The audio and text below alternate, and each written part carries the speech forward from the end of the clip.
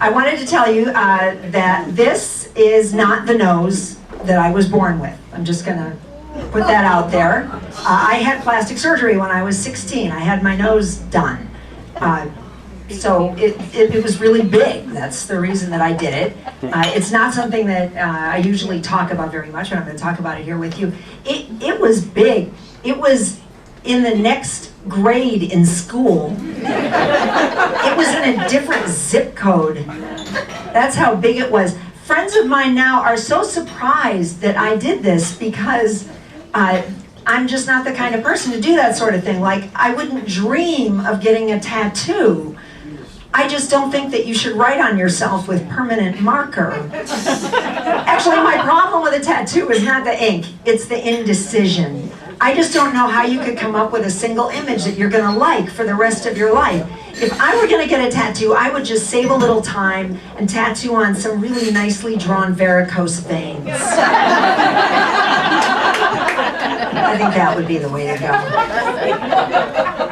So, since most people haven't had plastic surgery that they'll admit, and I did, and I'm so happy about mine, I'm just going to share a few tidbits with you about what it's like. First of all, there was so much stuff left over from my nose that the doctor gave me a new chin. So this is not the nose that I was born with, and this is a fake chin, which means that I have absolutely no idea what I really look like. People say, oh, do your kids look like you? And I say, I don't know. Maybe, maybe not. I remember asking the doctor a question when I saw him when we were making the making the arrangements, and the question was, "Will anybody notice that I've done this?" What a stupid question, really. Why would you go to all that trouble just to have things be exactly the same? This isn't couples counseling. I mean, you expect that. So here's what he said. He said, well, obviously, people who have studied your nose will notice, but most people won't. And he said this like, oh, who would ever study your nose? I'm thinking, I grew up in Menominee Falls, Wisconsin. 35,000 people there. 5 Jewish people. The entire town studied my nose. They had never seen anything like it. It was a tourist attraction. There was no Nordstrom there. People used to look at me and say, oh, there's that Jewish girl over there. Why wouldn't a nice girl like that eat ham? I don't get it.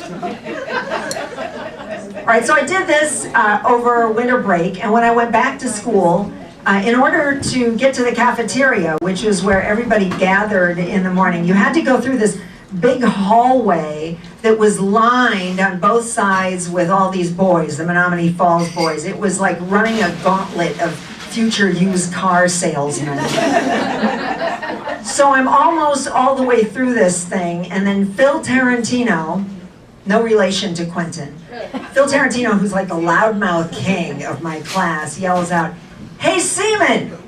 My maiden name was Semon. That was another one of the really fun parts. It was awesome. He yells out, hey, Semon! Love your nose job!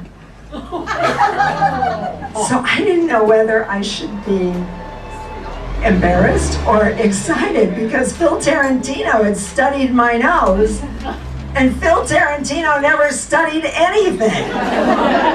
Thank you so much. You guys are